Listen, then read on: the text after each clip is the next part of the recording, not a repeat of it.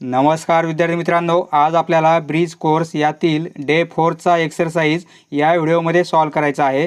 पहिला प्रश्न, is it possible that two acute angles are complementary angles of each other?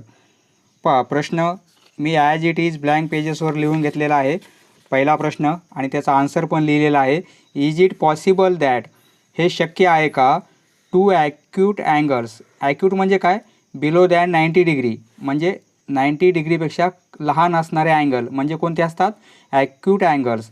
असे दोन angle कम्प्लिमेंटरी angle होऊ शकतात का एकमेकांचे? कम्प्लिमेंटरी म्हणजे त्या दोन अँगलची ॲडिशन. जर दोन अँगलची ॲडिशन 90 डिग्री असेल तर त्याला कम्प्लिमेंटरी म्हणतात. हा ॲक्यूट अँगल आहे कारण या अँगलचं मेजरमेंट 90पेक्षा कमी आहे. हा पण ॲक्यूट अँगल आहे कारण मेजरमेंट 30 डिग्री आहे, म्हणजे 90पेक्षा कमी आहे. दोघांची ॲडिशन किती येईल, 90 डिग्री, बरोबर आहे. म्हणजे हे दोन अँगल ABC, अँगल PQR, हे दोन अँगल एकमेकांचे कसे आहेत, कम्प्लिमेंटरी अँगल आहेत, कारण त्या दोन अँगलची ॲडिशन 90 डिग्री आहे.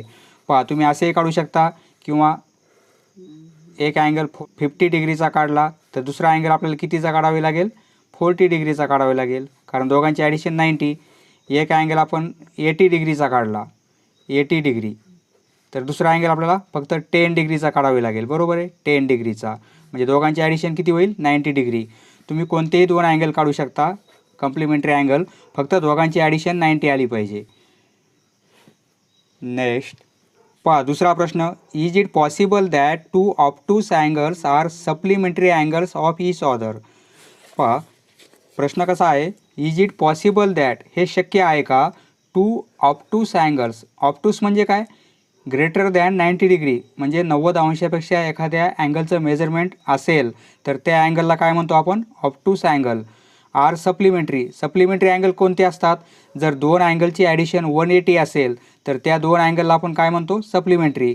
ईच अदर, दोन ऑब्टूस अँगल, 90पेक्षा जास्त अँगल असेल समजा एखादा, सपोज हा आपण काढला 100 डिग्रीचा, हा काय आहे, ऑब्टूस अँगल आहे, बरोबर आहे. आणि दुसरा एक अँगल काढला, परंतु तो पण कसा पाहिजे, ऑब्टूस.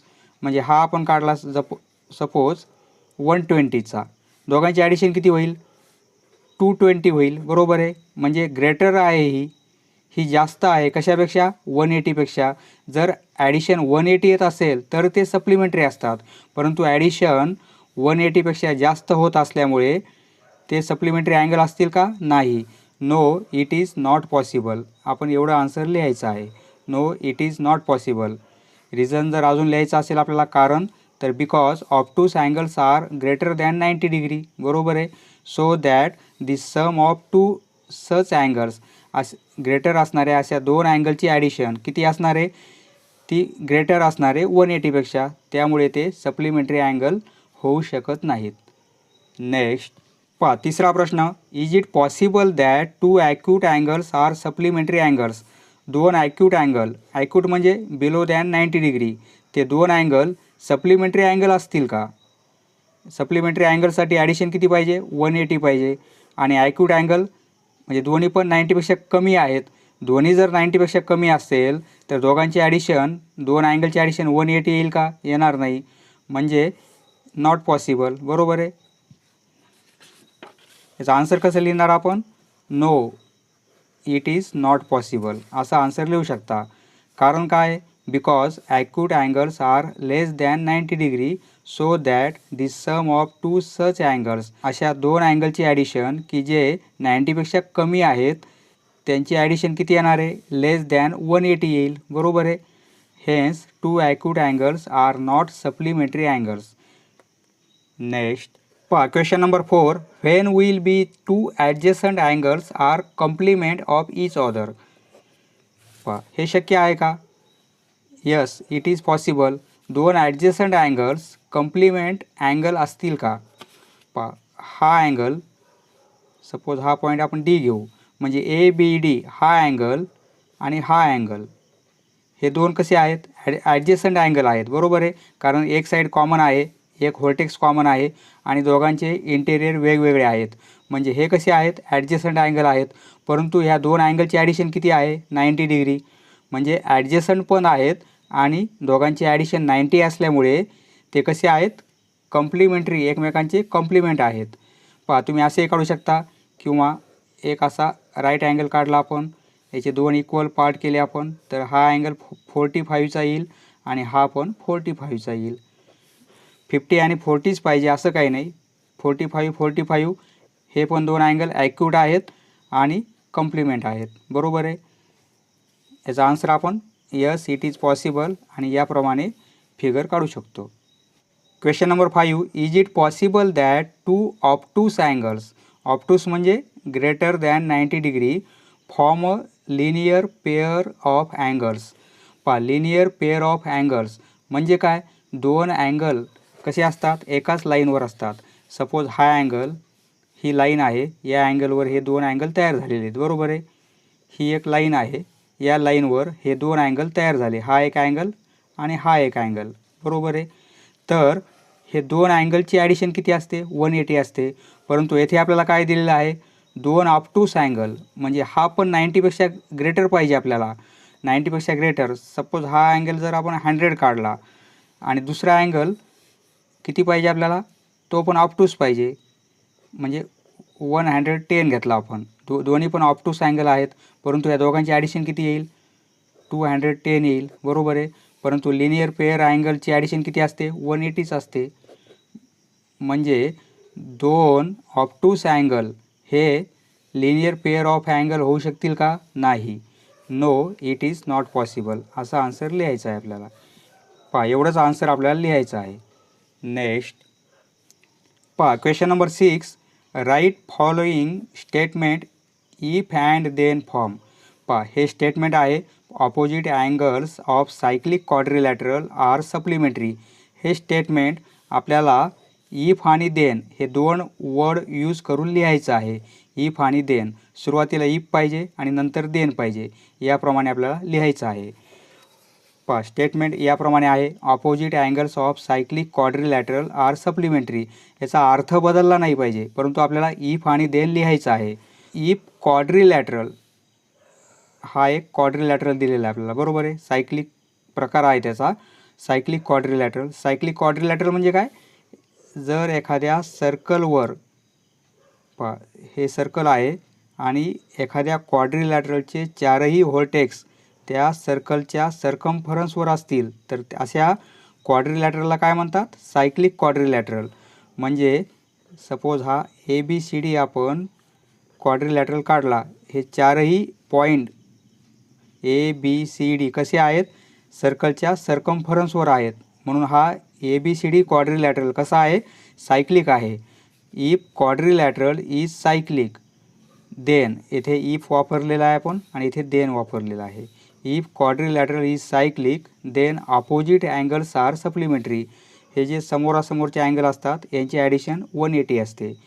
A आणि C दोघांची ॲडिशन 180 असेल, किंवा D आणि हा B अँगल या दोघांची ॲडिशन किती असेल, 180 असेल.